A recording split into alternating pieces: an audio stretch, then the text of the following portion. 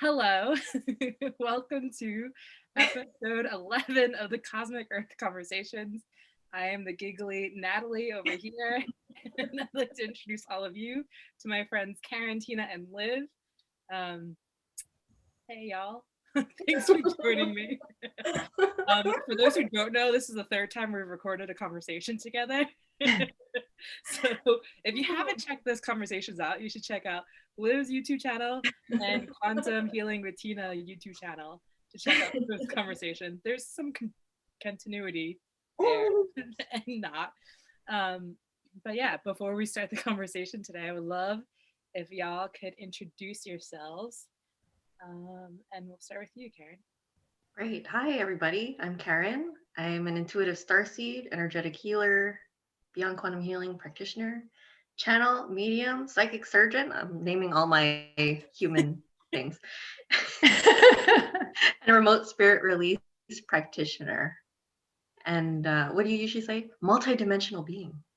Hello. Mic drop. Yeah. Now I leave the meeting. Thank you, Karen. Tina, would you like to go next? Sure. My name's Tina, and I am a Beyond Quantum Healing practitioner, a spirit releasement therapist, and an intuitive empath. Hello. And Liv. Let's see. What am I? I'm amused is what I am. I'm let's see. I'm a Kontomble voice diviner and a ritual facilitator, and I have a school, a shamanic healing school. I guess I'm a co-creatress with spirit, essentially. Another mic drop. Yeah. Well, I am so happy to be here with all of y'all and to be in this conversation. I just genuinely love all of you. And, You too. Love you too, Natalie. thank you. And Liv.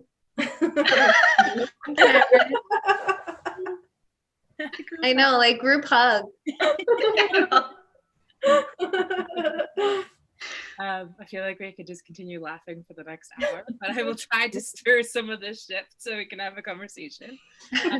And with that, keeping in mind of this question that Liv had asked us in the first time we all connected together, and would love if Tina, if you can share a little bit about what Beyond Quantum Healing is, and yeah, and whatever else is on your heart around that. Okay.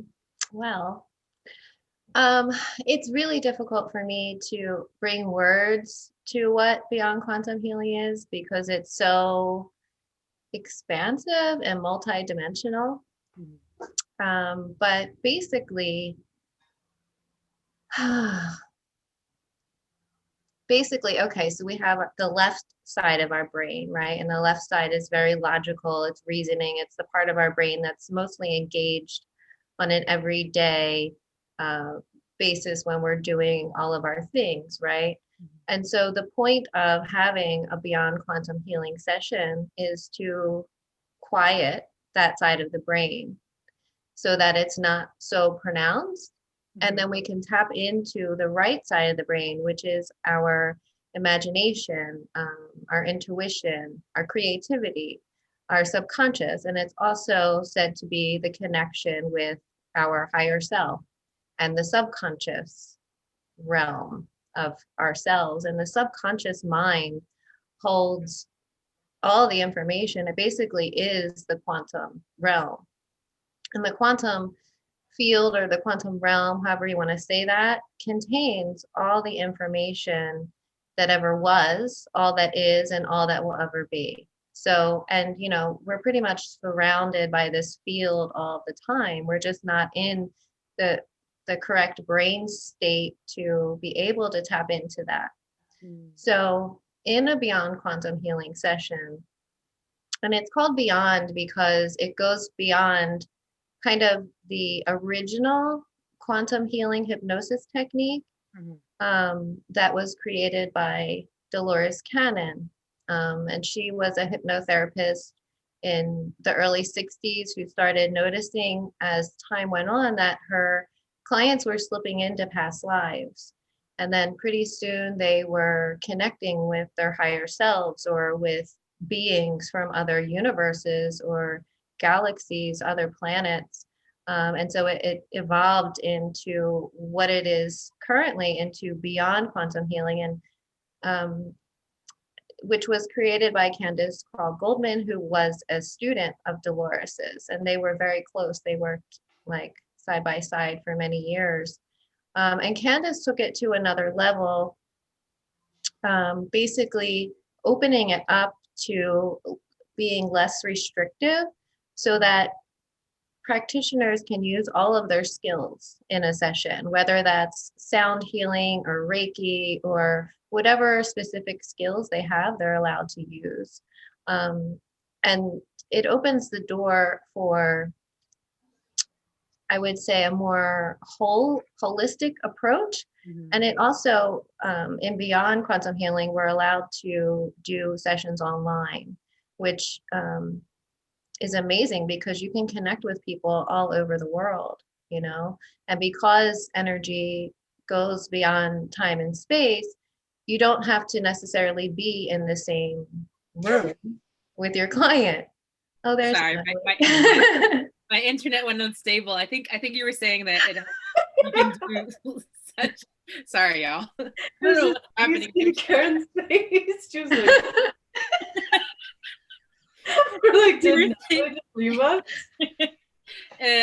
My internet's apparently unstable, so awesome. It's probably just all of our energies, you know.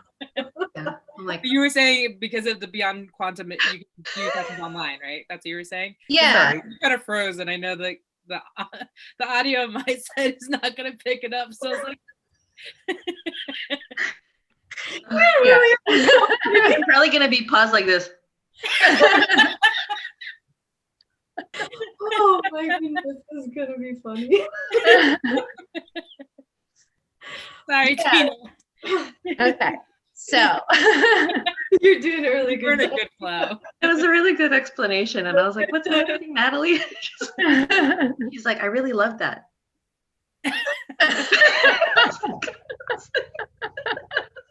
It was a really great explanation. I'm so sorry. I don't know what Oh my goodness. Oh man. Okay, sorry. It's hot. Go ahead. Okay.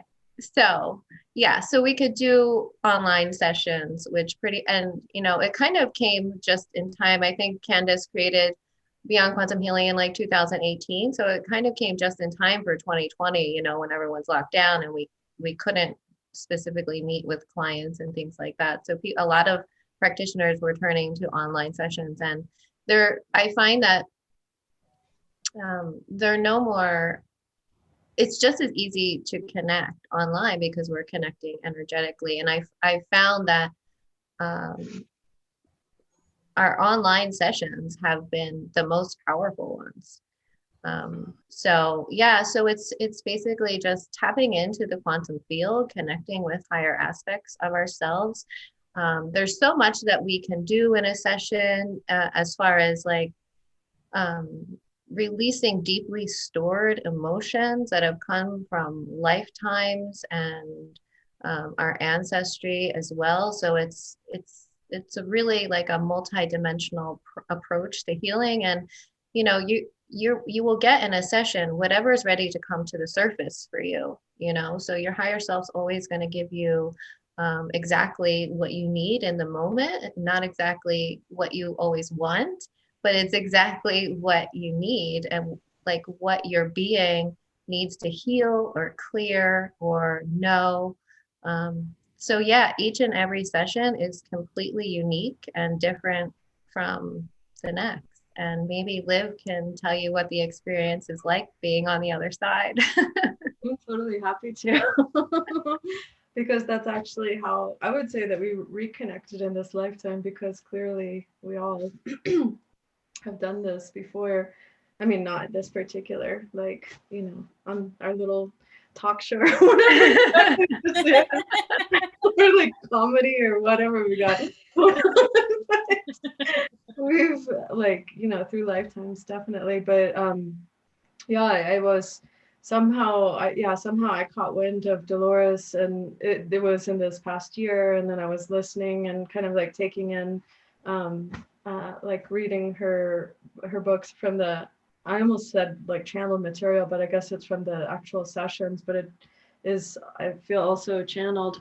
And then I just was having the strong intuition too that I needed to have a session for whatever was in my being that was like needing to be revealed, that it felt close but not something I could access myself, and it just needed that way. And then I had found Candace, and then she was, I wanted to have the session soon, and she gave me like a list of referral, a list of people. And when I was going through the list, I just would like get a quick energy read, and they all seem like really, it's interesting, like the different people that I've noticed, what I read from the energy is the different practitioners in general. What was noteworthy to me about the practitioners in general is I felt like I sensed like a clarity of purpose that I don't normally sense with people. There was like something in their energy field. There's a way that an energy, a person, a soul feels when they're like, have clarity about their purpose. It's like, anyway, so I was noticing that. I was like, this work is clearly working because these practitioners have a clarity of purpose, or they're in touch with their purpose, So anyway, I went through these different, like quickly read the energy. And then when I came to your website, or Tina, then I was like, okay, that's the practitioner. And then we scheduled a session, and anyway, so we've had 2 sessions by now, and it's super, super deep. And Natalie, I love you. We've known each other, well, through lifetimes, but in this lifetime also, we've been in some really like pretty deep, ritual experiences in different places. But it was like, that went deep. That went super deep. And it felt, I told you, Tina, that I experienced you like a priestess, and you thought that was funny. I don't know why. I'm like, you didn't get the priestess about yourself. and then Karen, I feel like, oh, she's like a vision, feel these different things about you both. But and then so when we worked together, it felt very like with it was ceremonial. There was like the drinking of the water and a lot of intentionality, and it felt like a ceremony to me, which, as I experience ceremony or ritual, it's like there's a real there's an exit of the day-to-day reality, and there's an entering into the multidimensionality of existence, which, as I've been able to notice myself also, as you mentioned, it's the brainwave states. That's what it's like. For the longest time, I didn't know how to explain to people how to go into the other world, or how to, and I've just needed to like keep experiencing different brainwave states. Like once I started to study into brainwave states, I'm like, oh, okay, that's a way to explain it. It's because, and I know what the energy feels like. It feels like basically a person's not in their head, They're not in their head. They're not in their mental sphere. Things sync up. The hemispheres sync up, and then you go into like a trance state, and then you're entering. It's the multidimensional self that was always there. It's just like removing the obstacle from noticing it. Removing the obstacle, that prohibits one from knowing that. So anyway, when we were in the session, then it was pretty amazing. I was kind of astounded, like how quickly we went into, or how quickly I went into through your guidance. It felt very protected. Like I noticed things like that. If any little scraggler is able to come in or something, like it was airtight or whatever. It was like a sound, experience in that way, which is important when you're going in a very vulnerable, deeply receptive space. It was like the temple was, protected, basically. And then, yeah, I was amazed. I was like following the different like vortex or the kind of the going into the past life, and all of a sudden I was like, it was it was profound. And then connecting with these star beings, and just it felt as real, if not more real than anything in this dimension.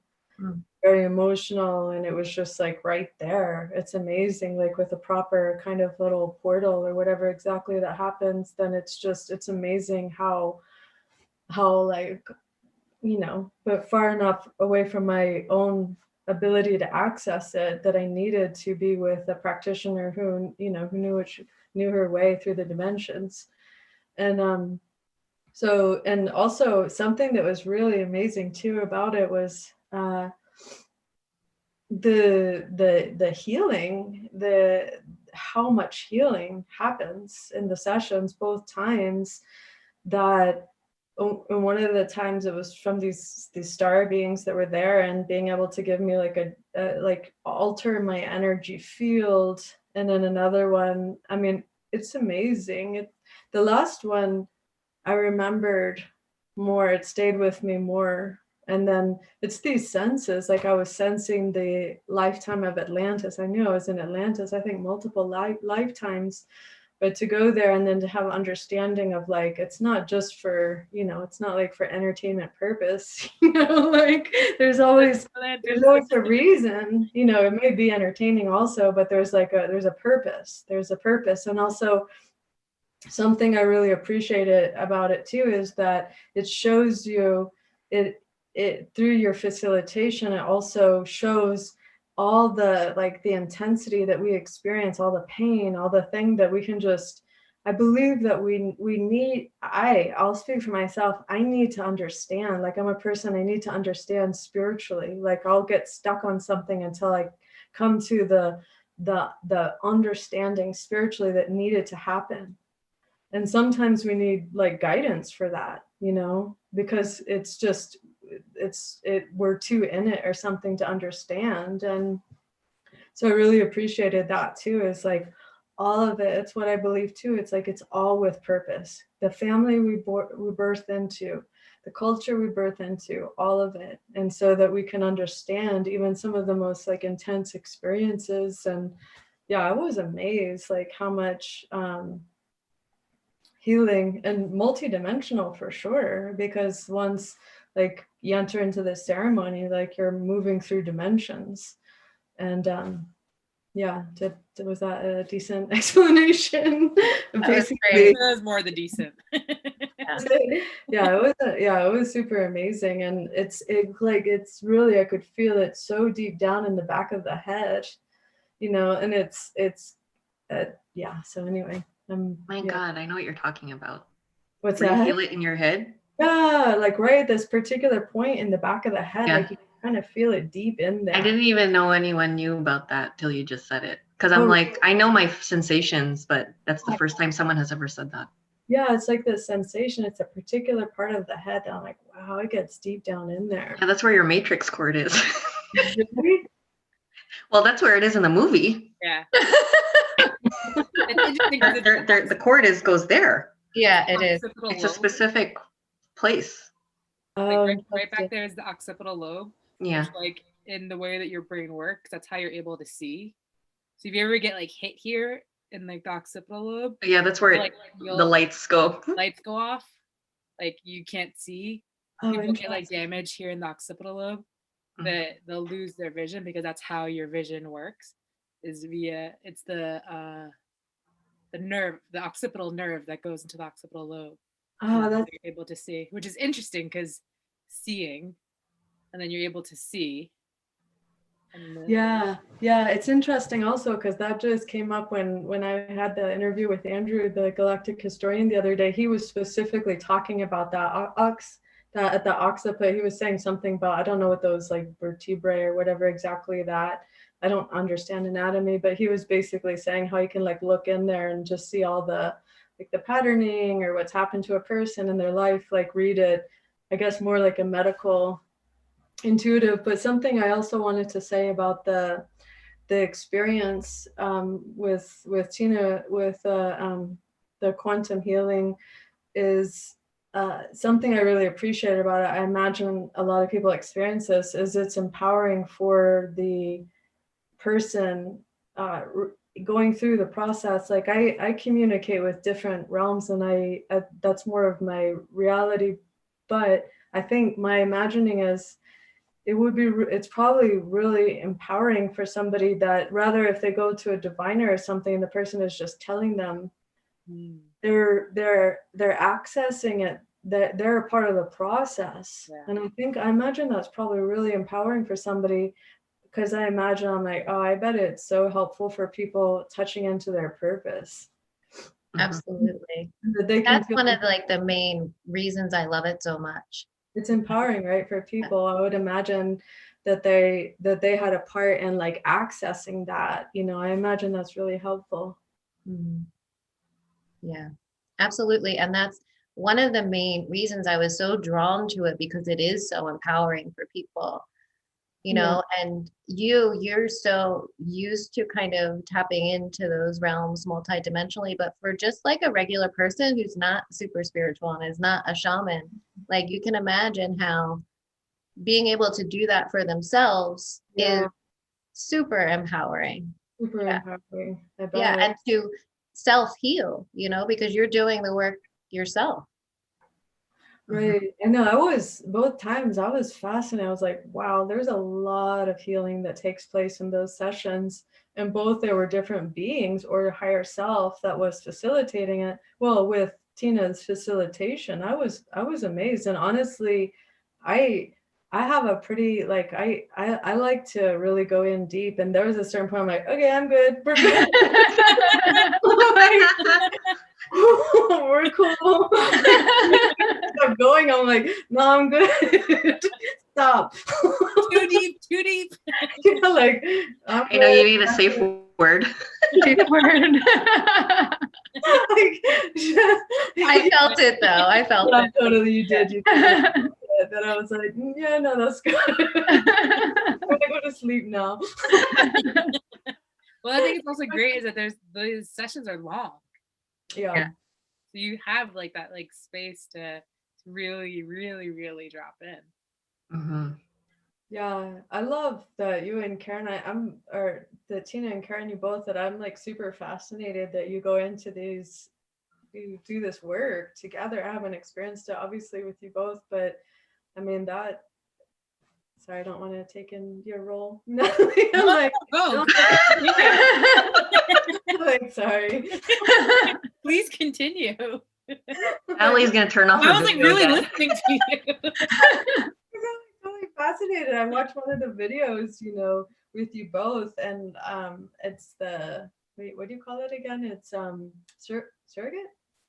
No, am I making Oh, the tandem sessions? Yeah, the tandem sessions, and it's totally fascinating. So you two, like, you all like sync up, it seems like psychically. Yeah. Mm-hmm. Yeah. We just get extra. Like I'm there, honestly, like when we do tandem sessions to kind of just be the, you know, a crutch for them. Yeah. In case, like, because sometimes like they have that performance anxiety and they're like, oh, you know, and then they go in, Tina lands you, and then they're like, what do you see? And they're like, it's black. Like, okay. Which can happen. Like they, you know, they're expecting something, to see something, to feel something, you know. But that's why I really like when she does the, you know, the imagination exercises to kind of get them warmed up a little bit, and it kind of plays in with all the senses. So I find like doing that kind of helps them a lot more. And then like I'm there, so I mean, like I am like a professional like daydreamer, so it's easy for me to go in. And it's really bad though, because sometimes like she'll be doing induction and I'll fall asleep. And then she has cue words that I wake up and then I'll continue. So yeah, I can easily just go in and help them. So I mean, like I just see, like it depends. Sometimes I sync up with the person and how they are. Like, so if they are more seeing, I'll see more. If they're more sensing, I'll sense more. So I sync up with their stuff. And I find like, yeah, we've been able to get some incredible information, at least things like where they get their pieces of the puzzle. And then it's like, I'll get the extra pieces so that we could put the complete thing together. So it's, or it works in, what was it like the other time? Like we had someone like had seen one view and I had seen the opposing view. So it was like they were able to see like two different scenarios of like, and being able to see themselves as that opposition or whatever it is, so that they can embrace themselves that they are everything kind of thing, like, but yeah, we really enjoy that they are able to go in and under with us, because again, like you said, you feel more empowered by doing it. Like we do offer surrogate where I go in for them. They're not there at all. They just get the recording. But yeah, there's just something about it, about them being there and being able to take part in their own healing. So it's like, again, another way for them to also be held accountable for themselves, instead of just getting, sometimes it's just fun to ask a psychic questions and get their answers. But there's also something about it where you see that you are the psychic too. You can see it as well and feel it, and then feel that change in your body, because sometimes we do energetic work on them live, like with the guides and stuff, and they are able to feel all of that as it's happening, so yeah, I enjoy the work a lot. Like we were able to see so many and meet so many different varieties of personalities that are able to join and see themselves as, a bird or, an extraterrestrial, like just seeing them as their multidimensional self. And it's just fascinating for them. Like I love sitting in that and hearing they're like, wow, like it's so amazing to them, Yeah. That's cool. I can imagine too, like having you seeing one view and then seeing the other, that probably helps them like be like, oh yeah, that was real. Like I really did see that. Yeah, it's validating for them. Yeah. Definitely. Anything else? and it's like super validating, and it helps them with the trust in their own self, right? Like when Karen's feeling, seeing, sensing, knowing the same thing that they are, but they're afraid to say it. Yeah. It allows for that more that deeper trust in self, that, oh yeah, this is right, so that's one of the main reasons I love tandem sessions so much. Yeah. Well, I'm looking forward to working with y'all soon. I know it's gonna happen. Yeah, you should. That would be so fun. I'm looking forward to you working with them too, Natalie. Not even I think I just I know you're gonna. Why don't we do like we've always been asking for this, but like more than 2 people under, like 3. So like if you live and Natalie and I go under together, like something like that. Yeah, that would be nuts. Hey, maybe we'll remember when I was your grandma. Yeah, exactly. Natalie was. I mean, I know you remember it. Yeah, exactly. We'll have more of the visceral experience, and this is, I believe, all the ways that you all and we all practice too. I mean, these are the messages that I continue to get with the Kontomble, especially in the last years. They were just saying that this era that we've shifted into by now, it's like all the it's all like all the healing modalities and everything, that it's like it all gets very starry, it's like it's multi-dimensional. It's like working with spirit medicine. It's with like sound healing and everything. And both of the times that I worked with Tina, it was like it was echoing also so many messages that I received from the Kontomble. It's like it's so like there's so much about sound healing now and everything. And if people talk a lot or relate as empaths, and maybe the one that's experienced as the empath is starry by design, basically. And it's understanding like more qualities of what's referred to as the empath, and what that sensitivity is also connecting them with or to or echoing from other kind of starry places.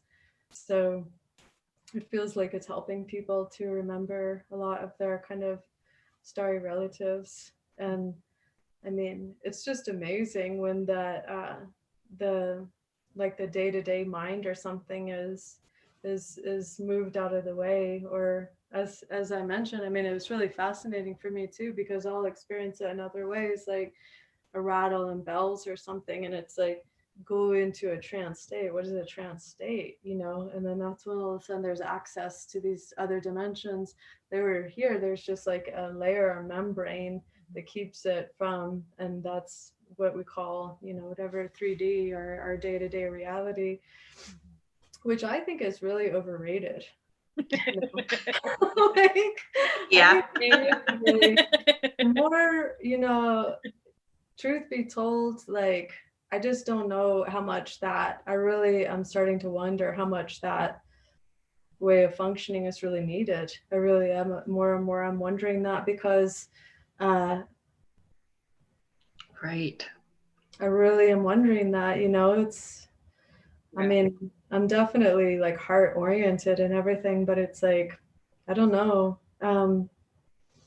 Even what's spoken about as memory, or we have this idea that we have like some data bank or something, that it's like, oh, our memory is running out.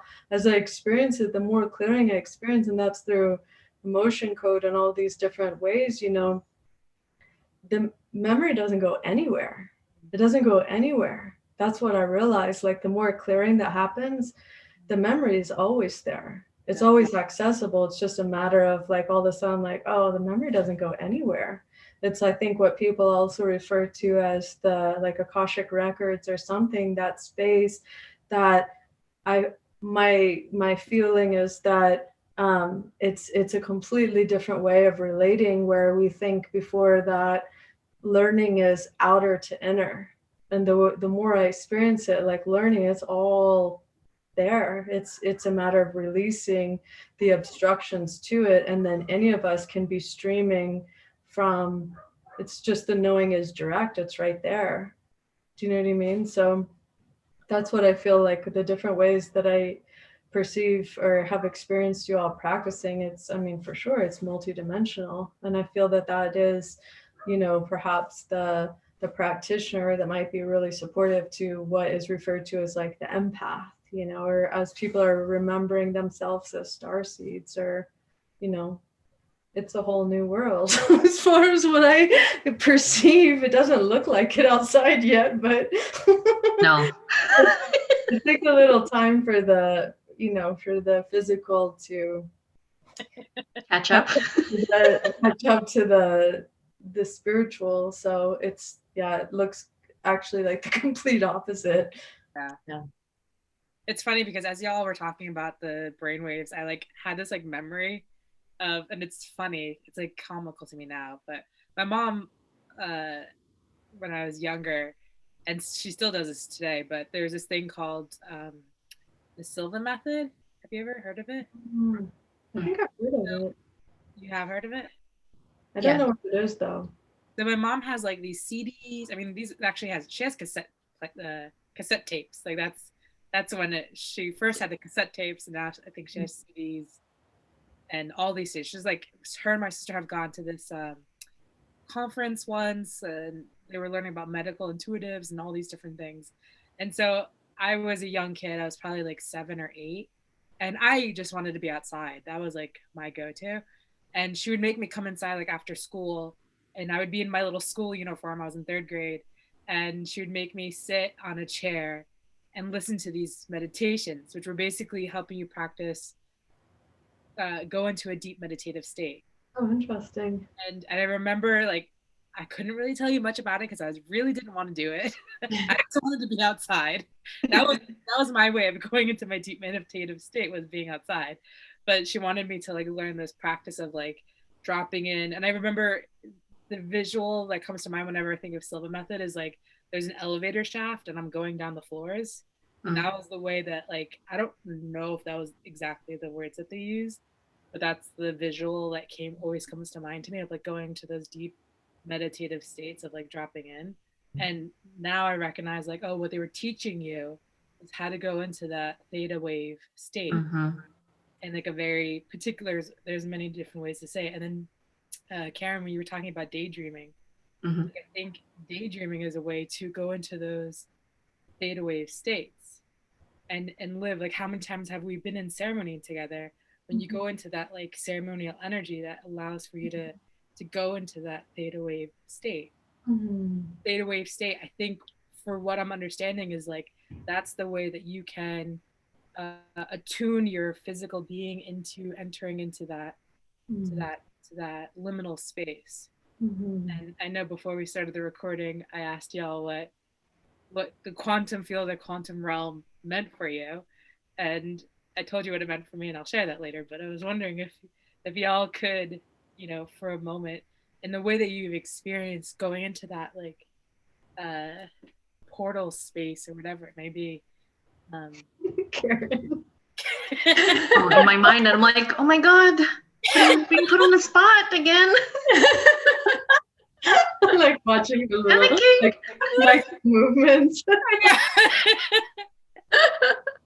We're with you, Karen. We're with you. I know, thank you. You know, it's just I can't hide myself. I actually didn't notice. I didn't notice. I was just remembering what you were saying before. But yeah, I mean, if anyone wants to share about what you think of that.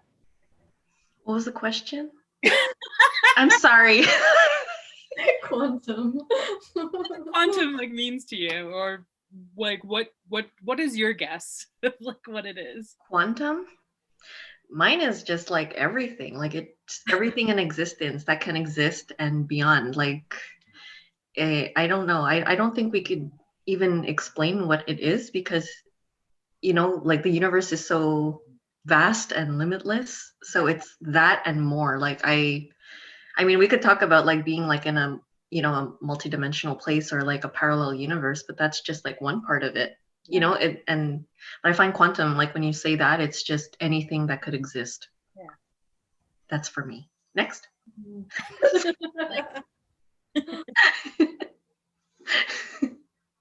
Liv, you're next. Oh, am I next? She's panic. Mine's kind of highlighted around you, so I let that go. Let's see. I mean, quantum. Yeah, I feel like it's a pop quiz or something. Yeah.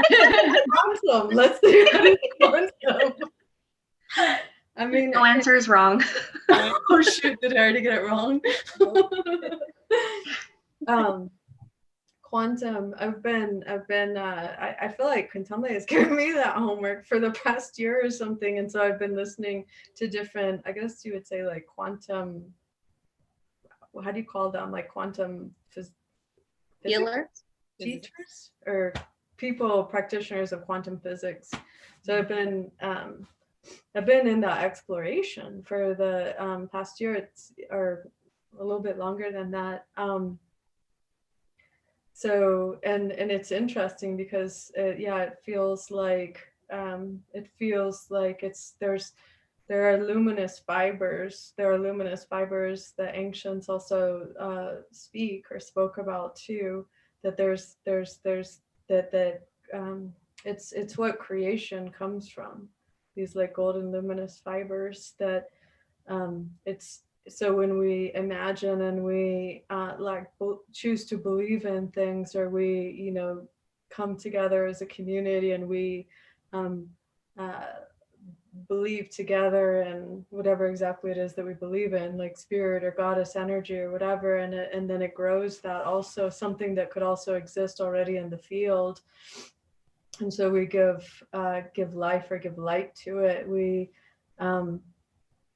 so it's this, and then sometimes it's like, I've been totally fascinated by it too, because it's like for as long as I've been working with spirit, I mean, there's definitely still the Western mind in me, and so I find it really, really super enjoyable to understand about these, how it kind of what they found accidentally, really, through like quantum physics, was that there are these like parallel realities or these things. And so it's kind of it's honestly, it's like an ongoing study for me, that it's not just if I understand this to be true, it's our thoughts, and it's our word, and it's our energy that creates. And this morning when I was practicing with the field, I could see it. Like I could see whatever I was imagining, like the pictures came out of my head. I could watch it, you know, so I was imagining something and I could watch the picture like project out of my head, and I could watch like the divine energy seeing what I'm consciously creating. And so to me, like what I've learned is that it seems like the key is to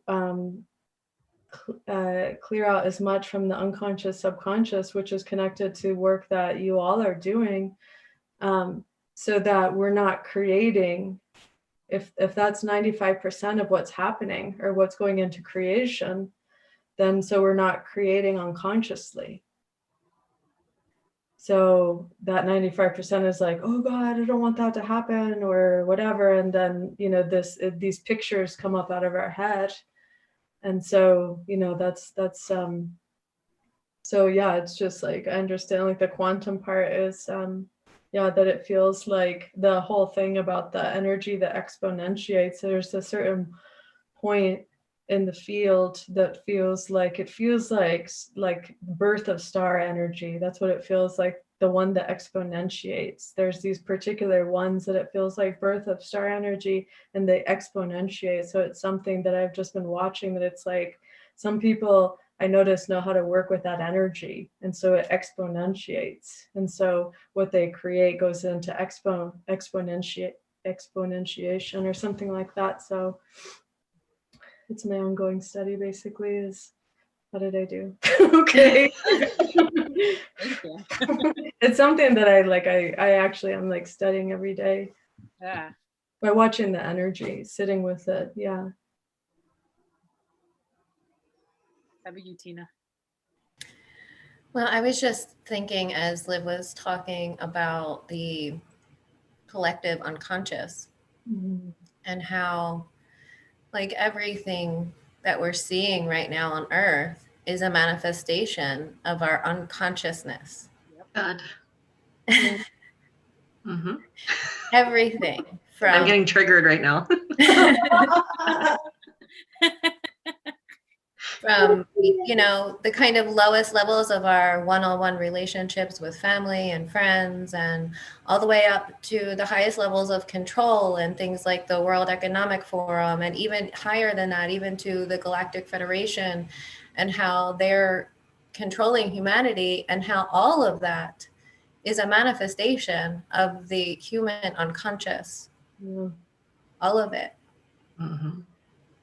And that's why the work that we do is so important, to bring consciousness to the unconscious parts of ourselves and how we're functioning. Like there's nothing we can do about the outside world, right? The only thing we have control over is ourselves, and how we're showing up in the world, and what kind of energy and consciousness we're bringing to the world. So the more we clear away or bring light to those unconscious parts of ourselves, the more we're assisting the collective in clearing that unconsciousness, So I find that that is the most important thing we can do right now for ourselves and for the collective, for the universe, really. Yeah. True. How do we tap into that collective unconscious, like as like its own thing? That's like the curiosity that came into me. Like, how can we, and we're doing the individual work, and then like I'm like, how can we, like, where is that collective unconscious? How can we just like, well, I think for me, it's the trigger that I get, like with what's going on now with the COVID stuff. Yeah. Like, I'm just seeing how, you look at these people and you're just like, how do you not see it? How are you that stupid? But that's just a trigger in me of that unconscious in them, that I'm trying to have compassion for. So yeah, I think it's like by just being thrown in the wolves and just living with these people and just interacting with them, yeah, you'll see the shadow, you'll see it all. Like, it's very much there. I mean, like, I even recognize it myself before I woke up, like I was like, wow, I really did, I could see myself being one of those people. Oh, totally. Like, and it's just that we were fortunate enough not to be able to wake up and see the bigger picture. Everyone's just in their tunnel vision, right? So, but yeah, I recognize that in them, like in myself. how I used to just take it and be like, okay, that's what you're supposed to do. Like, I don't want to be confronted. I'm just going to be a law-abiding citizen. I'm going to do what is expected of me. I'll take the shot. It's good Yeah, for because like underneath of all that is this massive fear, right? And like we saw in our session trauma. today, yeah, that there was like this fear monster. It really does turn into a monster. And it has so much control over people. It's the fear that's controlling everyone, right? Because they're not they're not bringing light to the unconscious. You know, they don't even realize that they're functioning from that fear, that their actions are a result of that fear. Yeah. So in that way, we're like possessed by those emotions that, like, you know, those unconscious emotions that are just taking over us.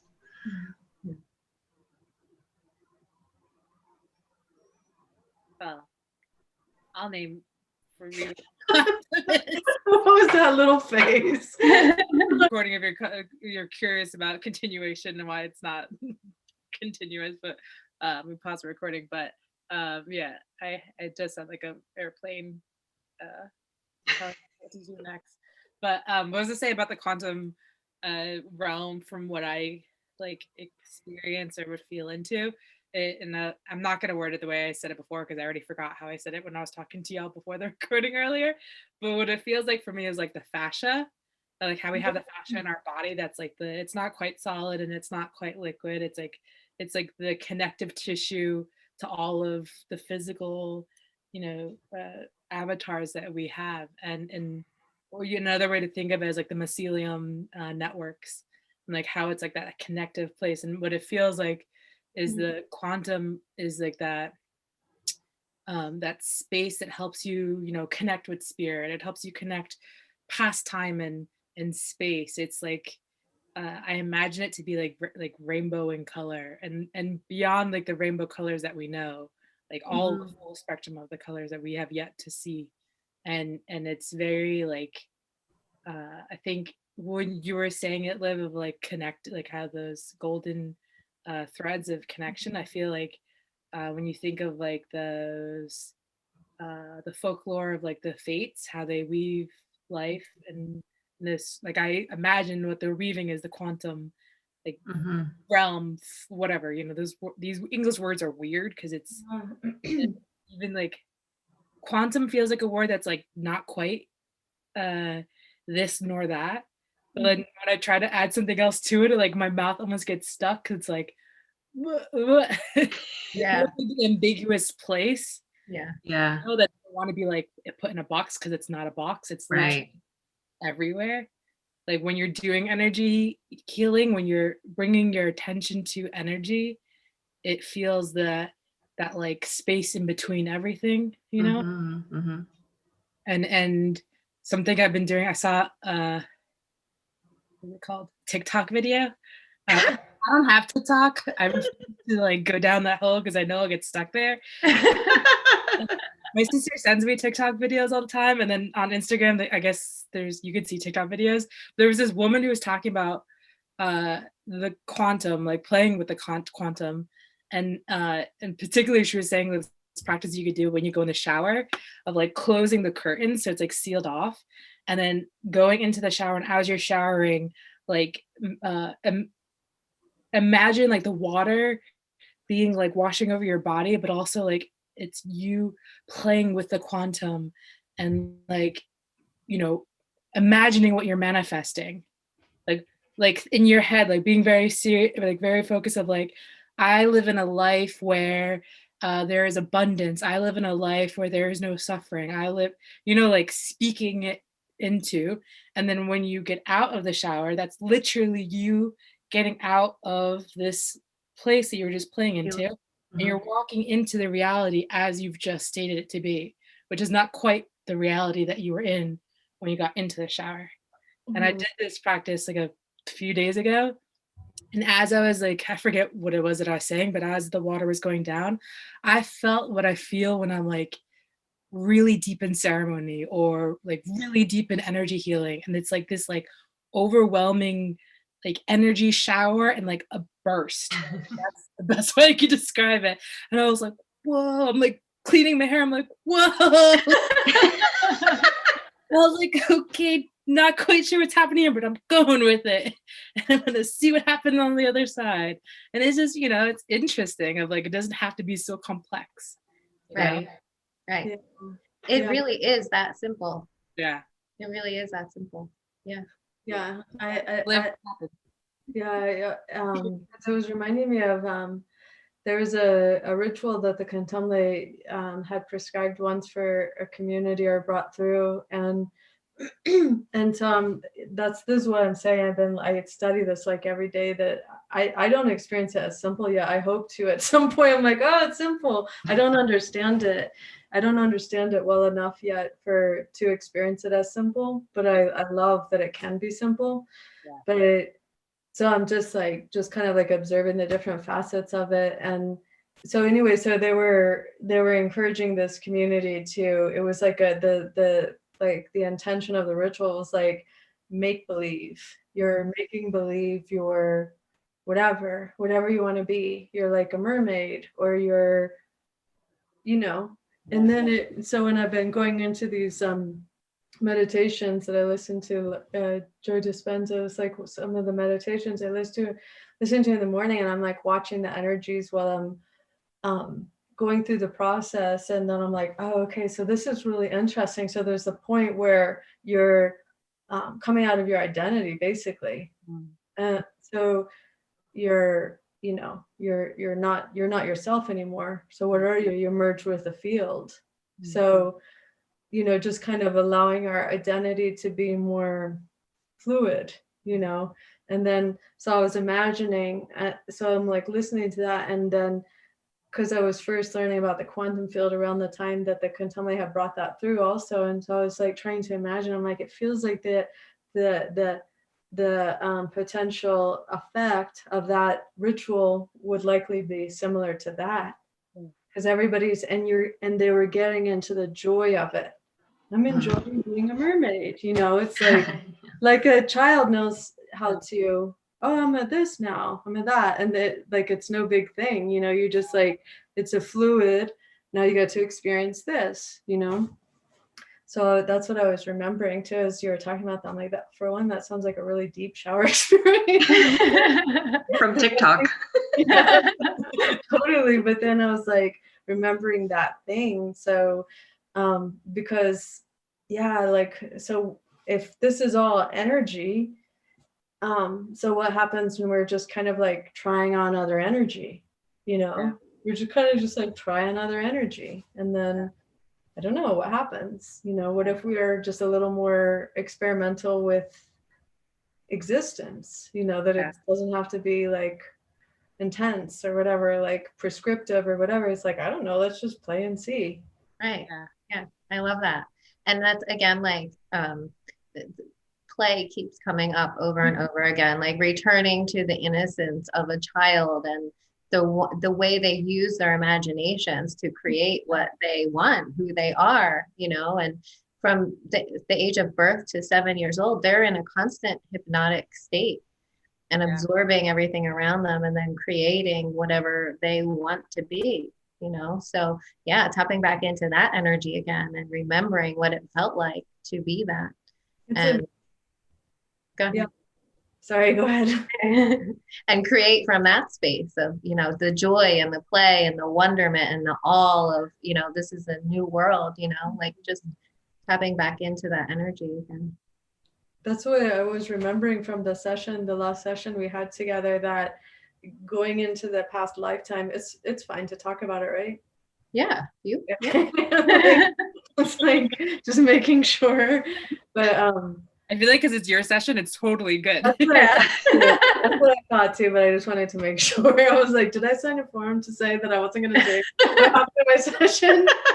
Because it was specifically, it was like a past life in Atlantis, and then it was like being around 15 years old, and I remember that it was these different, other like children around the same age, and it was like you know, having these understandings, or this like this school like on like learning with the elements and everything, and like wind and water consciousness and all these different things.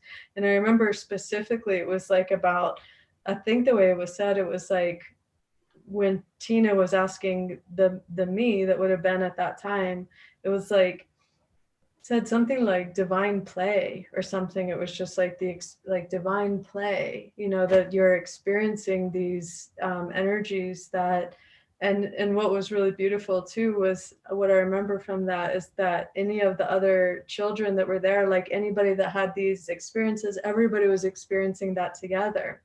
That it was all this like divine play, the like exploration of experience, you know. Mhm. That was nice. Yeah. That was a nice memory. That was a good time.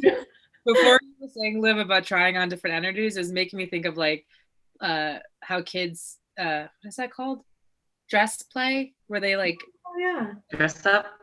Yeah.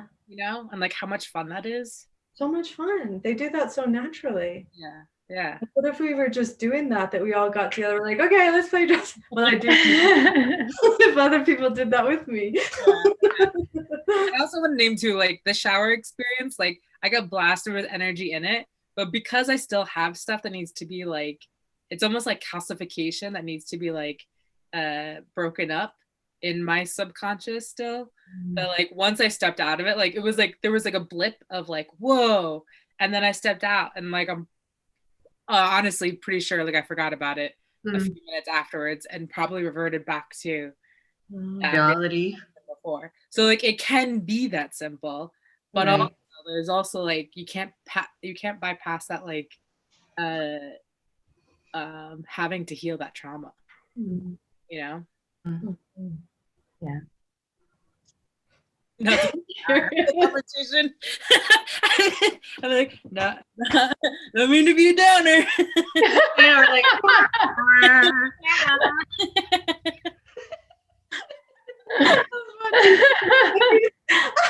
Karen was like,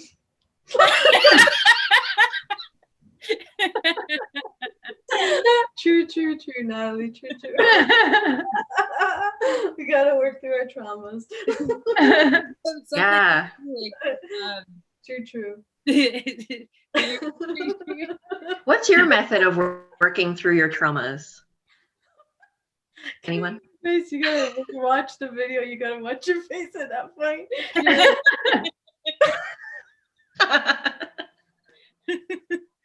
That was good. In space when I said that. I know all of you kind of like just dropped them like, oh dang. You know, we're all like this and they're like, I didn't mean to be a downer there. My bad. Oh, but it's so true though. It's so true. We remembered our trauma. We're like, oh yeah, that was rough. how do you guys deal with your traumas? Like, do you have methods, or like what do you like when you get triggered? Like, what do you do? All of you. What do you mean? Go see you all. I have like, I'm a very I've always done this, like even when I was younger, like I analyze myself. Like I don't need anyone else to analyze me. Like I do that already. And so Yeah. what I do is like I'm always questioning like, why is this happening? Not like, why is this happening to me? People are like inside, like what's happening here? Like what's actually going on? Like I'll get triggered, and it's taken me, I mean, like I was not a fun teenager to be around. I mean, I don't think me too. when I was triggered, because I did not have this awareness at the time. But like it's been a work in progress to have more like spaciousness now. Like I didn't quite have back then. You know, my mom's a wonderful woman. She had to put up with a lot. So, I hear you. But no, like I take a lot of time to figure out, like I'll look back at something that happened and be like, okay, like what happened there? Like why did I get triggered by that person, and what am I like not releasing from that experience, and what stories am I formulating around what happened, and you know, what are the emotions that are like stuck here? So I'll use the emotion code to like help me clear with the emotion and energetic, like um it feels like sludge. Mm. And sometimes like I can't, like emotion code is not enough. And then so that's I'm like, I'm really looking forward to working with y'all because I know it's gonna like really help catapult my like process in another well, yeah, another dimension, but also just like really like help in a big way. But I work with other practitioners and really um like call myself to task is probably the best way to say it. And like, I mean, Liv and I have talked about this. Like, we had a rupture a few years ago between our friendship, and for me, like, it very well could have been easy to be like, oh, like I'm a victim, and like, oh, and I don't have friends, and you can go into those stories. But for me, I'm like, wait, what can I take responsibility here? Because clearly, it's like it's not. I'm not like things don't just happen around me. I'm a participant in whatever's happening, but it's whether or not I have awareness of that participation. And so for me, I look like, okay, like what are these unconscious stories that could potentially have been played out in what happened here? And like, how can I take responsibility for those things? And I generally, like when I have ruptures in relationships, I mean, if people want to heal that with me, I'm always down for it, because I was like, let's like heal this stuff so we're not to like continue having these patterns play out in other relationships, because they will. Right. I could probably say more, but I'll stop there. It's a good one. I would just because I'll add to that too, because not going into the specifics of the situation or how the rupture happened, but it was interesting when Natalie and I just like reapproached it and like went into more like a thorough clearing from the whole experience. Then it was amazing, just like, oh really, that's what you're experiencing? Oh wow. And because people that know me know that I talk about entities a lot too, because it's a whole other like additional thing that can contribute to misunderstanding, can contribute to, I mean, there are entities that feed on discordance, disharmony, like the opposite of relationships. And so, I mean, the whole thing I was talking about memory before, it can like get, it's not just like a snapshot, I can return to that energy and then watch how that happened. I'm like, wow, that was fueled also by that. And yeah, just helpful, totally. Yeah, when people we've all talked about this before we started recording, and since, it's just, yeah, I definitely pray that we in the collective continue to like weave a world into being where we all remember that we're all a part of whatever happens, you know. For myself, or it's just like a muscle, I think, that just has to keep which is helpful, which is connected to the release of trauma and everything, and the way that we relate to the energy that's in our field. And so if it is possible to inhale, like it can be empowering, I think, to realize like, oh wait, I'm not a victim in life, you know, to transform. That's also the work that I've been doing through the years too, is just like find, oh wait, where do I still believe myself to be a victim of life, you know, to continue to like transmute those places, to basically like grow up, you know, to mature those parts of ourselves. And I feel like that really is helpful in how we are able to release trauma and to heal, you know, because it's a more empowered position of like, oh, this is my body, and any trauma that exists inside of this body, and I have the ability to release it. Yeah. And if I'm really determined, I mean, there's a way. There's always a way. I mean, if I reflect back 10 years or something, how much trauma I was existing with, and I wrote about it too. I mean, like, to talk I wouldn't, there's no way I would have been able to do this. I would have been so flushed, so like, I mean, but that happens a lot, I think, with deeply sensitive souls. Like it's, my, oh my. Lord have mercy. Sensitive souls coming in and like, oh my God, what's happening? Where did the love go? Whoa. How about y'all, Karen and Tina? My method's very similar to yours, Natalie. Yeah. You really go inward. I always used to, being in like my relationship with my ex too, he always turned it around on me. So I always took responsibility for both of us. So he was never accountable for anything. So I have still that program running through me where I make it about what I did wrong. So I'm trying to work through that. Like I'm taking responsibility for how I make other people feel, and trying to detach from that, just looking at what I did per se, or why I did that, instead of feeling responsible for them. But yeah, I go in, I ask myself questions like, why am I getting this body sensation, or what does it relate to? So I can backtrack to like my core wounds and then kind of work through the inner child stuff. So I ask myself questions. So I have a specific line of questioning that I do for myself, and then I can ease myself into it and understanding the bigger picture. But yeah, that's pretty much it.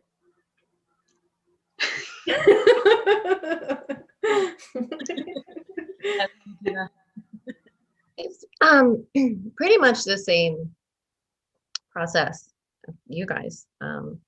Just recognizing that trigger, which I really don't like that word. I just don't resonate with that word, but that just for lack of a better one, that sensation that you feel. That stun. Yeah. That you feel like a rise, from deep inside your body, and just sitting with that and trying to understand that and where it's coming from, and understanding the stories from the past or the traumas from the past that relates to what's happening now and how it's manifesting in your life, your relationships. I mean, because we heal the most through our relationships, right? That's where most of our healing happens. Yeah. In the relationship realm of relationships. So yeah, and it's great to have a partner where you can do that and hold that space for each other and be able to look at the things that are manifesting through that thread, and how it's like relating back to old patterns, like the old stories of because it starts in childhood, right? And the relationships that our parents had, and how that then manifested through you, and the relationships that you had in those unhealthy ways, mimicking what you saw as a child. So yeah, just understanding all of that, and then how it's showing up in the now, and being able to recognize and hold space for that and clear it. So same. Same. This is kind of taking the conversation in a different direction, but we're in the quantum together, so that's how we do. But I remember the last conversation we had at the end, Karen, you were talking about dreams, and I feel like we were talking about like parallel realities, but mostly dreaming, like what happens when we dream. And not that I'm not putting the spotlight on you, Karen. You don't have to answer this if you don't feel, like. No worries. This is like my thing, my forte. Go ahead. Like before, when Liv, when you were talking about what happened in the Beyond Quantum Healing session in the school in Atlantis with the elements, and particularly because in the last divination with Kontomble, they were telling me about working with the air, with air bending particularly, and then qigong and all these things. I've been like, my focus has been on that. And so last night in my dream time, I was in a dojo with this like someone's teacher that I was recently introduced to, and like was going through this whole thing. I don't know how to explain it, but like it was training. I was learning stuff, but remembering stuff, That's And then amazing. when I woke up this morning, I was like, wait, did I go to a dojo yesterday? Really interesting. Like I could feel it in my body. Like, Yeah, because you were there. You were Yeah. there. and, Yeah. and that happens all the time, where these different experiences of like, With your dreams? yeah, like I don't, like Amazing. it's like, I know I go to sleep. I know there's part of the night that I do get rest. And then there's another larger part of the night where like I'm either going into some parallel thing, I'm Awesome. another dimension. I don't even know what happened. Like, and I know you all experienced something like this. So I was just curious. Yeah, you can harness your gifts. I mean, like sometimes you can set an intention and be like for that, for example, like I want to go to the dojo and learn how to do the qigong and all that stuff. And you could bring it into this physical world and then have that gift come out. So yeah, anything, you can ask for anything you want. I mean, like focus, put your focus in there. I haven't been dreaming lately, like I guess because I kind of put it on hold. I've been very specific before I go to bed, like I don't want to go to any dimension right now, like I need a rest. I don't want to have any interactions with any like, funny beings, like just leave me alone tonight. I forgot the AI last night and before I went to bed, so all I dreamt of was AI last night. So yeah, gotta add more to the list. But yeah, you could totally like ask for specific things. Sorry? With AI, was it like pleasant dreams or not pleasant dreams? No, I felt like it was a looping dream where I was just staring at a screen and I was looking at the Bitcoin graph refresh all night. And you had that red light in your room too, right? Yeah, the night before, I was sleeping and I saw, like how you could kind of see color through your vision, like your eyes closed. Well, it was a bright red, like bright, bright, bright red. I'll stress that. That I opened my eyes and my entire room was red. The walls were red and whatever. But it was like a half a second because I was still like in between worlds. Right. And then when I opened my eyes, it was morning. So I don't know if I got abducted or I don't know. I have no idea. I've been having like really weird time jumps, like that happened during sleep time. I don't know. The last week has been really strange. I wake up, like it feels like I get sucked back into my body really fast. And then I wake up with this hot flash that comes from like my being and just like spreads throughout. And then I have to like get up. I can't even lay there.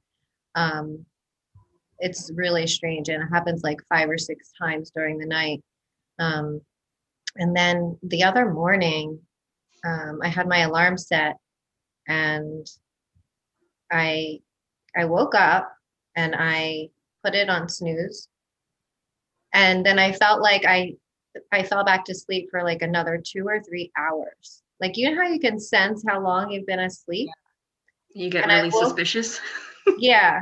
And then I woke up and it was only 6 minutes later. And I was like, what is happening? And I heard my guide say, well, we felt like you needed more sleep. Because I was even questioning, like, was it daylight savings time? Like, did I miss something? Like, what is happening? I know. Or is it 10:06 the next day? Right. Yeah. Yeah. So that was really strange. And there's been several other things with time recently. Has anyone noticed that? Or is it just me? Like what? Like it's like any weird like feelings around time or missing time or like feeling like time's speeding up or going really slow? I don't find the time is consistent for me. Yeah, it feels really inconsistent. It's really inconsistent, especially during the night. Like I'll be like really deep in a sleep and like I get suspicious when I can sleep like that because I'm not normally like sleeping that deep. And then I'll wake up and it's like 15 minutes that passed. It's like I go somewhere, like we go into the wormhole and then time just like press pause while I'm in the wormhole and I come back and it's like as if I never left. Yeah. Yeah.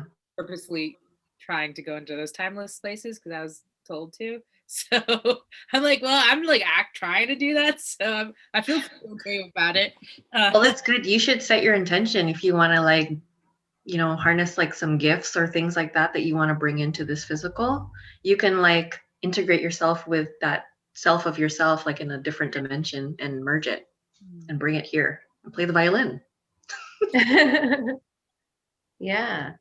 Yeah, because that's what quantum jumping is for, right? That's what you can use it for, like to have that intention to merge with the aspect of you in another timeline that has the gift that you want to nourish within yourself now, you know? I mean, even something like playing the piano, you know, like there's a you in another timeline that's an expert piano player, whatever it is, you know? Yeah. But Oh I yeah, was and go ahead. Go ahead. I was curious if Natalie had any more dreams, like classroom dreams, since all we last talked. Really? well, I have like, and I know we kind of like talked about it once. Yeah. But, Yeah, you had a bag of crystals. thanks for that. I forgot about that, Drew. I don't write them down ever because I don't know, something about that just feels funny to me. What is that called? Liv, what is that called? Which? The thing, this secret space program. Hmm. Oh I yeah. always wonder. I mean, I didn't know about that until our friend Cheeky like introduced us to that. Mhm. I've always been wondering, like, I've had many dreams of like being in like a classroom, a college camp. Well, it felt like a college campus, um, a mall. I hate malls, like as a me Are now. you like on the ground, or do you feel like you're deep in, like in the basement? For the mall. No, well, just in general, like if you're walking in So places, are you outdoors or are you like? the one time, this was like maybe last year or the year before. I had a very specific dream about on campus walking outside, and it was getting attacked, Mhm. and it wasn't like normal attack. It was like getting attacked from like all ways and having to be like protecting people to like get them out. Like, we got to go this way. Do you ever look at your body when you're in those spaces? You know, I've been asked that many times. I always forget to look at what I feel like there's a part of me that just doesn't want to see what I look like. And so it'd be like Karen, when you were talking about like in dreams where the dream that you had where like it was all of us together and your like consciousness went into, and then like Liv was like, oh no, this is not right. Yeah, no, she recognized that I was waking up, Yeah. or my consciousness was coming in, because she was just like kind of looking, and I ended up being in a gurney, and it looked like you guys were, or whatever, like Liv. I remember it was Liv who was specifically there, was pulling me on the gurney, and just kind of like looking like she's waking, like she's not supposed to be waking up.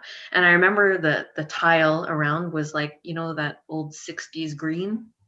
So it felt very creepy, like it has that creepy Dr. Jekyll kind of feel. Yeah.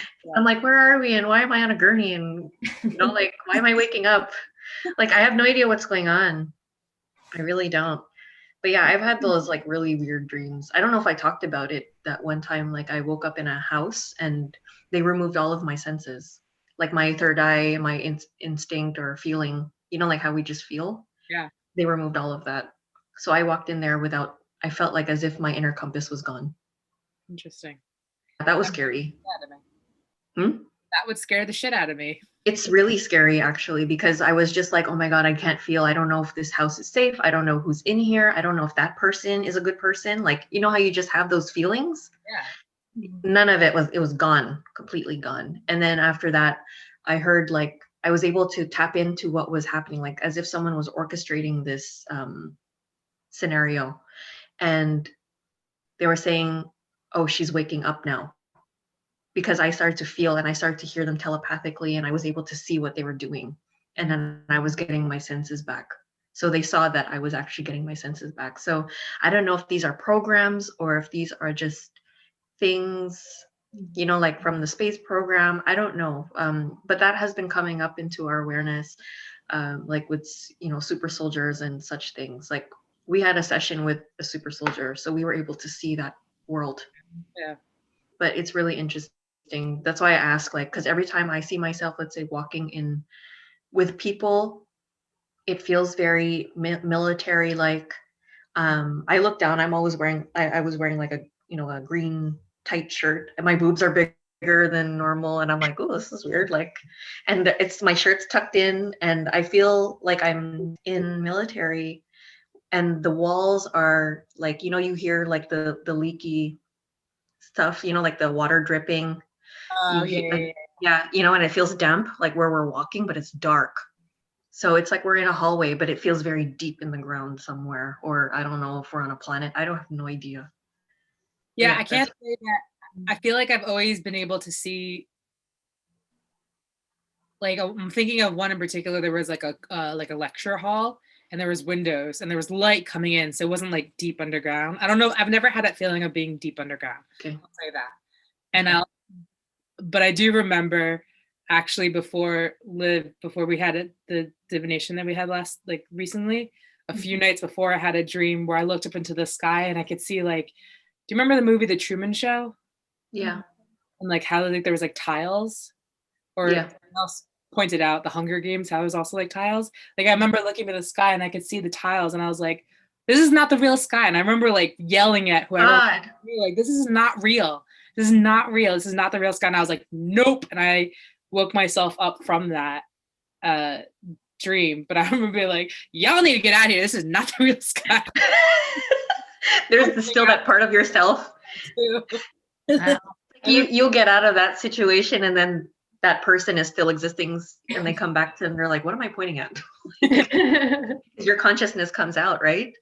So yeah, I'm curious, like I'm always curious to know, like, what happens when we jump out. Are they in trouble? Are they That's you know? interesting. Yeah. Yeah. Whoops. Sorry. Well, sorry.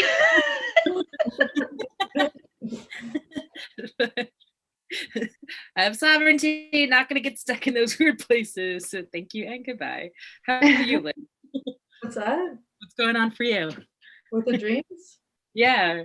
I wish I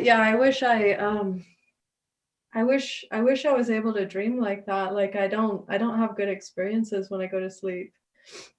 I was talking to Tina about it recently too in the session, but no, it's not. And I do like the different things I do, like put intention and stuff, and there are external forces that give me a really hard time in dream space. And so it's not like I want to, like, it's frustrating for me because there's a sense that I have that it's like an area where I'm meant to be working, like intentionally in a lucid way. Yeah. And so I've tried different things of listening to like lucid hypnosis. It's something that I'm like actively focusing on right now. Like that I've been listening to different like Tibetan lucid dreaming and just different practices and stuff, but it doesn't. It's hard for me. It's there are beings that just give me a hard time, and it's not just like bad dreams or something. So it's a point of frustration for me. I feel that too. I don't like, I told you about that one really good dream I had. Yeah. And that was like the best dream I've ever had ever. And besides that, I can't remember my dreams. Like I'm just always having a hard time at night. Yeah, it's hard. It's like, because I remembered too. I remembered it was years ago when I was first studying with Maladema, my longtime teacher, and his like main facilitator at that time, who is a really strong diviner. I remember him divining me at that time, and he was just saying like how these demons or something would be like battling me in the dream or something, that it was like trying to find a way to, but I've heard this so many times with people who have, not so many times, but enough times with people who are able to like, that I get readings from, who are really, like gifted in those ways that, I don't know, this is just something I've learned recently, is just like, if I'm just really honest, like it's just it's hard, you know. It's like it sometimes it feels like being hunted, you know, in ways, and that's hard. Yeah. So I was talking to Tina last time about her practices to just kind of like do more around the, so it's kind of tricky as we were talking about before. Yeah. I'm into not seeing myself as a victim, and also I'm simultaneously aware that there are external forces that, you know, so, but that's just what I've kind of like learned since listening to different people's stories, is this is just, I guess it's kind of a little bit like the Sense8. Yeah. It reminds me a little bit of the Sense8, right? Those shows that we watched. Yeah. Did you two see that, the Sense8? It reminds me a little bit of that, you know, that there are these people that have these, like, it's like all of, I feel like we all are similar to that, you know, that we have these abilities and ways, and perhaps even before we meet each other in the flesh, then we're, as each of us grows, then it helps the other to grow in these different ways, you know, our abilities and the extra senses and all of that. And also there's other, it's just like the thing about, is that really the sky? Or, you know, what people talk about the matrix and stuff, there are, as far as my, to the extent of my awareness currently, there are forces that don't want us to, you know, to really get the full scope. That's why I'll never say that I'm awakened. Yeah. I have experienced layers of awakening, but that's why I will not say that, is because I'm aware of how much is still unaware, you know. I can sense it, so that's why I won't say that, but I have experienced that more and more. And I think it's just part of what's kind of the battle that's happening in the ether. So I love hearing about people's experiences and stuff. I'm like, I think it's so beautiful. I love, you know, it feels like an important time, you know, that you can go into that space and like train in these different ways. It feels, you know, I get excited hearing about it, but it is a point of frustration. Yeah, I hear that. Yeah. It was like, this is like how my mom says, like, even when I was a little kid, like I've always been, I would have like movies is what they call it. Whenever I tell them in the morning, I'm like, man, I had this crazy dream. And then I'll tell them what happened. And that my family will look at me like, you dreamt all of that? Like you didn't make any of that up? I'm like, no, that's really what just happened. I know, so detailed sometimes, no? Yeah. But like so detailed. I also like, I'll have some that are really terrifying. And only recently have I been able to like, I figured out the ejection button and like literally wake myself up. Where like how do you do that? I realized I could eject myself from them. It was like really weird. It sounds simple, but I realized I could eject myself from them. But then I've been having this other thing that's happening now where it's like, do you know the movie Inception? Yeah. Where like I'm in Inception style dream. So like I'll eject, but then I'm stuck in something else. And then I'll like keep ejecting. And it hasn't happened in the recent weeks. I think the last time we connected, it might have happened like more like maybe that last week before that. But I have like, in this space that I'm in, like where I sleep in, I've had to grid out the space. Like before I moved into this room, for example, like I had to grid it out, do like energy work and be like very clear of like, this is the boundary. This is like, this is my sovereign space. I like have a ritual before I go to bed, and then like I'll call in my guides. I'm like, all right, I'm going to sleep now. Please hold the boundary, like watch the space. And even then, like even doing all these different things that I do, sometimes I still get attacked in sleep. And then I have to like checked out, and then I'd be like, no, and then I have to like calm myself down and then clear. And then like, I know, doesn't it sound like we have to keep doing stuff like that? It's crazy. Like we're just adding more stuff to the list. Like I forgot the AI and I dreamt of, that's all I dreamt of last night, like Bitcoin. Like what? Yeah. The thing, you know, also the thing that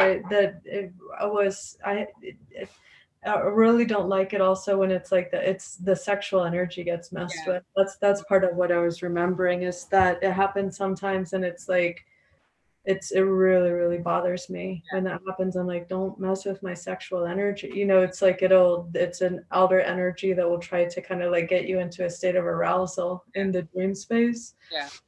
To mess with your energy, you know. But and I just, you know, it's been very much articulated to me through somebody who is a very strong seer, like what exactly that is. And that's why it feels, I'm like, still, you know, it doesn't happen all the time. It just happens sometimes. I'm like, it got in. But yeah, I feel that, Karen, it's just like the list of things that, you know, add on what, like Tina, you're talking about, like the invisibility and everything. I'm like, I got to take notes because, you know, how do you? We have like a ritual. Tina and I have a ritual. We have to make it a ritual so that we protect ourselves. Because even my children, like I've gotten them into the habit of like, I tell them, I go, okay, do the code, and they do their little code, and then they set up the booby traps, and then they're like, but if you're gonna work, mom, like you'll be like immune to the booby traps that we put around the house, you know, like, so they play into it. And I asked them, like, because my son was like, how do I know that the code is right? And I go, you'll feel it, like you'll feel it inside. And then he's like, it's true, I know what that feels like he knows. So I'm getting them to understand what feeling is, you know, like, so yeah, I get them, they do the booby traps, I trust them, I tell them I go invisibility cloak, I always make them do that, like just protect yourself. And I add stuff as their mom, you know, like don't psychically attack them, do not, like, we don't, yeah, no, it's, you have to be specific. Awesome. Yeah, no psychic attacks, no what do you call negative ETs, no dark force entities, no earthbounds, no cords, no portals. Like you have to be specific. Yeah, it's amazing. Yeah, and like when you talk about like the victim consciousness, Liv, I totally get that. Yeah. And you don't want to like create a victim mentality by protecting yourself, but I always do it out of love for myself, and not out of fear, or not out of like I'm gonna be a victim or whatever that feeling is, but just the awareness of the reality we live in, right? And having the love and respect for self to create your sovereign space. And keep it. I've had that experience too, like laying down, and I had the invisibility cloak over myself and the kids and then over the bed, but I didn't extend the cloak outward, or I didn't seal my room or whatever. And there was a dark being that was literally right at the, like right where my cloak was, in my face, and I could feel it breathe on me, you know, like, so I was just like, I was kind of like on my side, and it was just there. It was a big face, and it was dark, and I felt it, you know, and I was just like, and I was like, well, thank God the cloak's there, because he can't come through. Yeah. But it was just, you know, I'm consciously aware of what's happening right in front of my face, and I just turned around, and I'm like, I'm not scared of this. Like, I'm protected. It's fine. It was right when you were going to sleep. Well, no, I was waking up. Like I felt it when I was awake. Like I was sleeping, and then I woke up, and I felt the presence right in my field. Oh yeah. So it's important to just put it there. But again, like I didn't get, you know, usually I would get scared, but I was like, with the work that we do too, like I don't get scared about these dark things anymore. So I was just like, well, that's interesting. It's like a big face. That's just, and I felt the air of it breathing on me. So it's just like, okay, well, just put my back there. Just I'm going back to sleep. Yeah, I'm going back to bed. I'm like, you can't touch me, you know, and just enforce it. Like, okay, ensure that the cloak is really sealing, and that's it. Go back to bed. You can't get. I mean, it's scary, but you can't get scared, you know, because then that's where you become vulnerable. And a really good trick for that too is to send them love, because it's the love energy that's going to repel them. The fear will attract them more. You know, I have the cloak there, and I'm like, and I turn back around.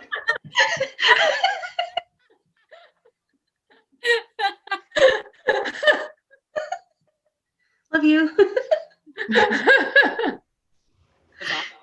I'll blast out from my heart this like golden, like almost like a golden bomb. It's like, and then like it's like this shield goes like, whoop. Yeah. You can get creative with it, you know. I like it though. Okay. It's usually like, well, at least recently, it doesn't feel so much scary as it feels frustrating. It feels frustrating because when you like actually focus on something and then try, because I'm grateful that a lot of things that I like focus on or something that like there's enough like tools or ways or practitioners or whatever that I can work with to transmute or to transform things. Like I had the experience the other night where I was like, experiencing, it was just like maybe like a subtle harvesting of my like sexual energy or something. And I just got like frustrated, like, oh, like, back off, Back off.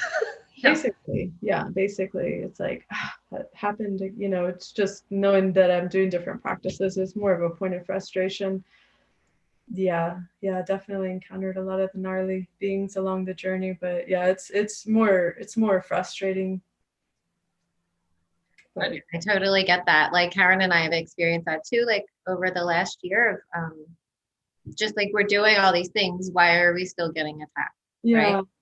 And it can be super frustrating. What the guides have said, I'm like, okay, well, you tell us to call you in as protectors. We do that. Why are we still getting attacked? Yeah. Right. Yeah. And what they said was it could be so much worse. So. Oh yeah. They're like, take what you can get, okay? Because like I asked them, I remember I got attacked really badly, and I was just like, I go, where the hell were the people that were protecting me? Like, where are you, Archangel Michael? And I picture them like on break, taking a break, like a smoke break, and they're just like, she's fine. Like, what's 10 minutes? Like.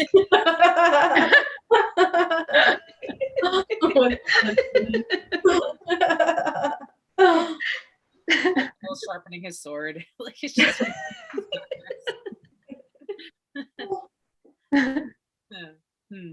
It's interesting because while that was all happening, the other thing I was noticing, because I was feeling this it felt like a goddess energy or something, and I was feeling into, because it was like a particular energy, and then it felt like these beings that I noticed, I only experienced DMT maybe one time or something, maybe once, I think once, but it felt like these beings that I remember connected to DMT. So it was interesting that being what felt present while we've been talking about dreams. Interesting, yeah. Well, doesn't our brains release some small doses of DMT in our dreams? Yeah, that's what I was making the connection to, because I was like, what is that being? And then that's what I was noticing too. What's a DMT again? I don't know. I think it's the active, well, it's the ingredient, and so people who drink the beverage of ayahuasca, who like work with that medicine, is like they call it the spirit molecule, not the. It's not the. It's what the Western world calls it, the spirit molecule. And in the brew of ayahuasca, there's another, I forget what it's called. There's another thing that allows for your body, because your body can't actually take in DMT in oral ways. So there's another compound that allows for your body to actually take it in. Okay. I know people like suppository. Yeah, I don't know what that would mean. But sure. Oh, yeah. Never mind. We'll look that up after. Google that. It feels not like for some reason you said that word. Just Karen, I feel like you're so naughty. You totally crack me up. You have such a naughty side to you. It's so good. She's like always bringing in like the naughty undercurrent. I totally love it. I love that. It's like this like naughty, like subtle undercurrent. It's totally awesome. Oh, thanks. I forget what I was saying. Oh, you're saying like it was a compound that they take, or like they had it so that you can take that specific thing.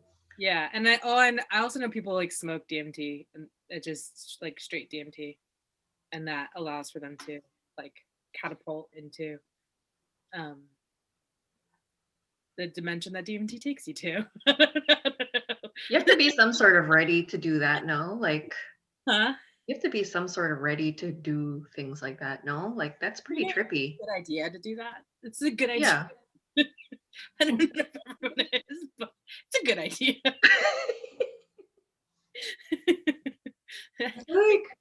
I've witnessed some people who may not have been ready, and I've been physically in this space watching them do. I'm like, huh, interesting. Oh, really? Oh my God. Oh, they're ready as much as like they're willing to do that. Right. Right. Yeah. Normal, I guess. I don't know. I feel like there's beings that are waiting for us to notice them. That I should say that they're like, when are they gonna speak to us? So I'll say, I'm saying like the four of us together. That's what I'm saying. I'm not saying they're asking me to connect with them, but I will say that I just have a little more time to be on the line. But I hope it's okay that I say this, but I feel like they're looking at us all like, are you going to acknowledge us? And so if you all are open to maybe completing our ceremony together, our call together in this way, it feels, I keep notice them. That's why I was starting to notice, what are these beings that are with us? But if you all feel that too, it seems like they're wanting us all to bring some message through for people or something like that. Do you all notice that? I'm on board. Yeah, okay. You don't feel that?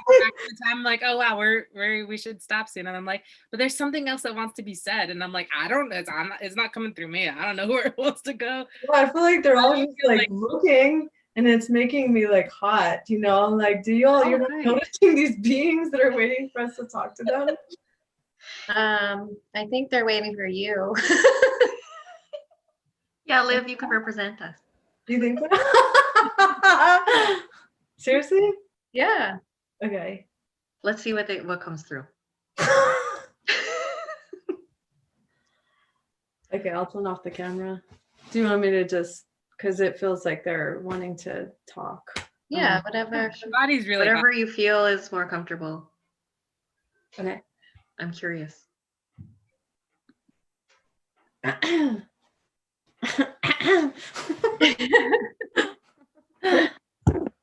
Oh gosh. The energy was getting really strong. Like, you don't notice these beings. I don't understand. They're like, when are you going to talk to us? It feels like there's something that happens when the four of us get together. It's like it opens up a particular portal or something like that. But okay.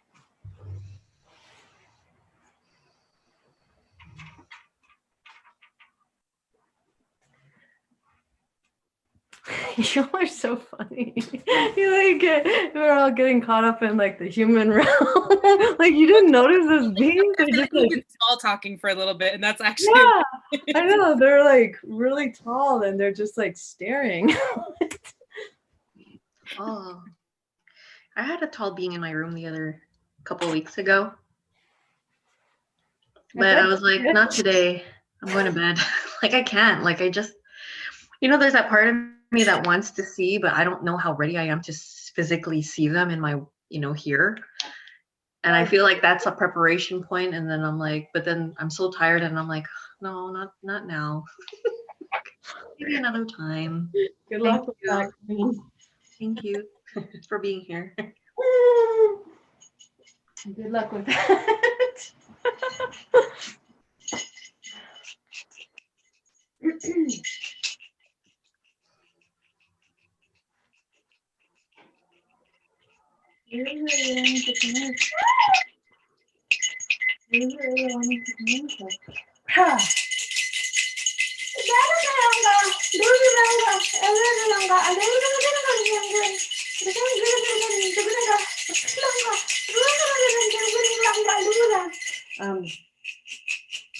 They're saying the goddess is wanting acknowledgement.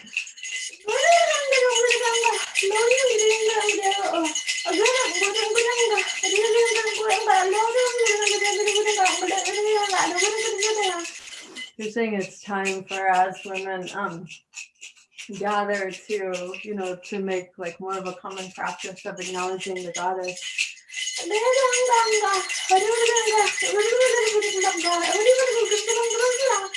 She's saying like she was like wondering like why it wasn't happening.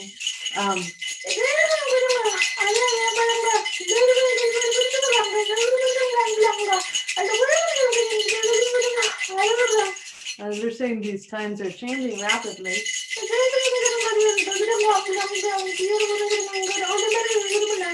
They're saying an acknowledgement of the honoring of the goddess energy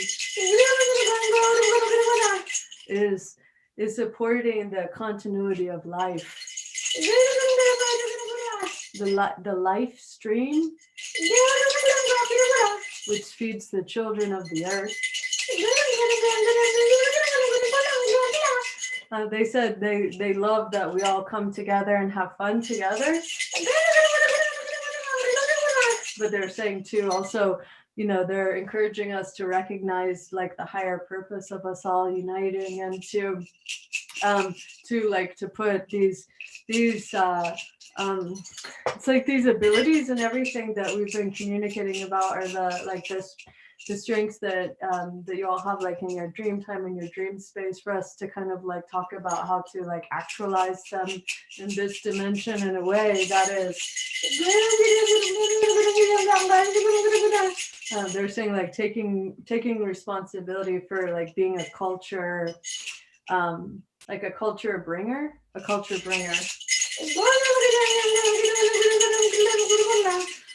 said other than that, well done.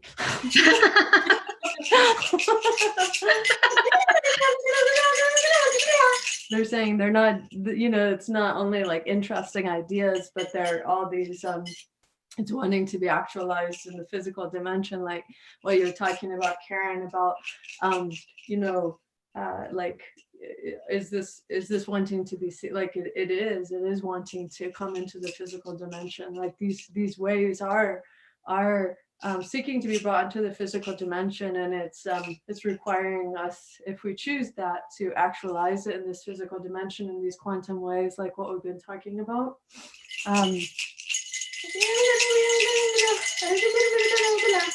And yeah, other than that, they're saying so well done. Okay. Aside from that. Thank you, Liv. Thank you, Kontomble, and thank you, Goddess. Thank you. Yeah, thank you. Yeah. Thank you. Calling us back to what's really actually important.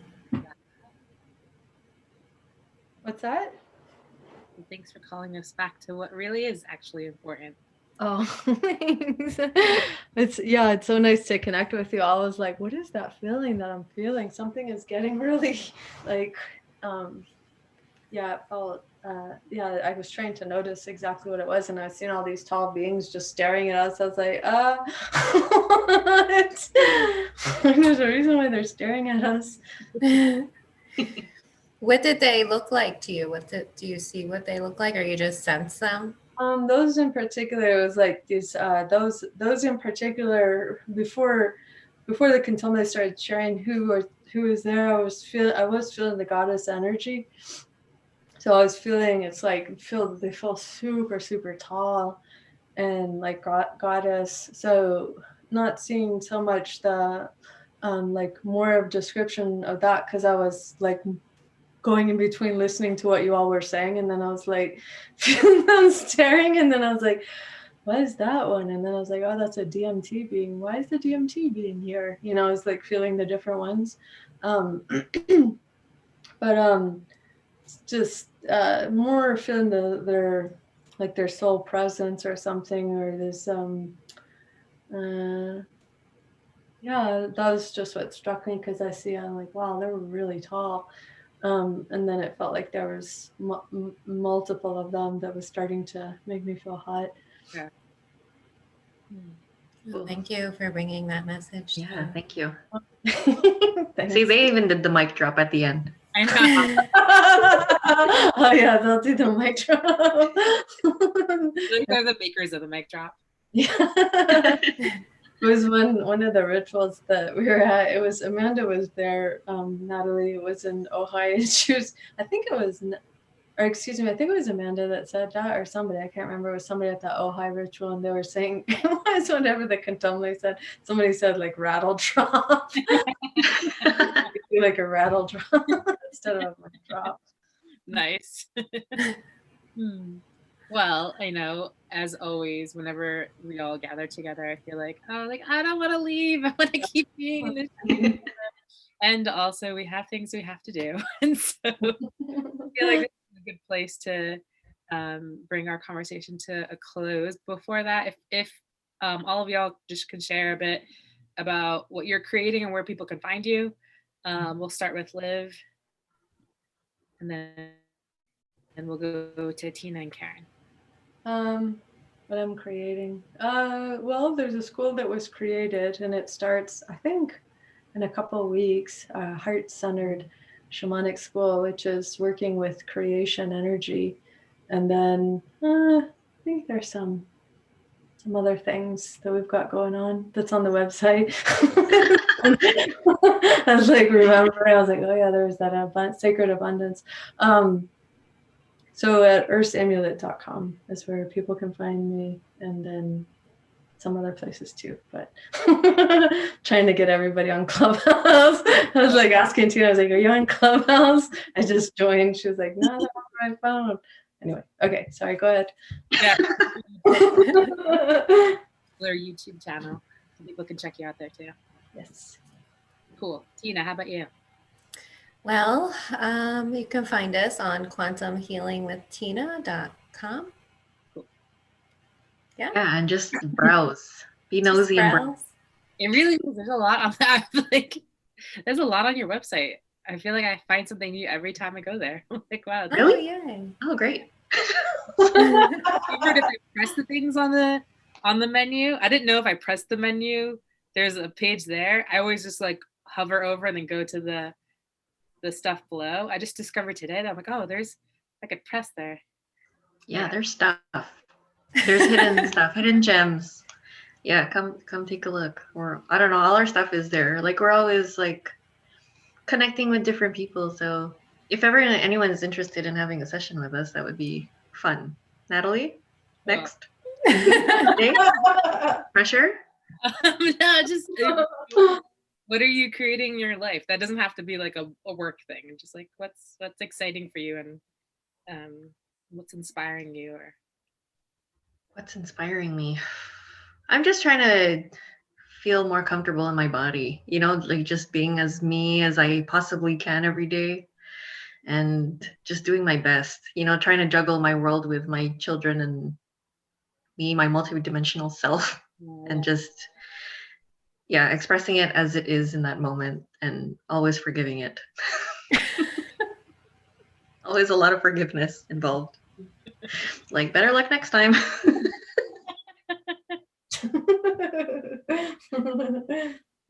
How about you, Tina? Oh, well, Karen stole mine, so.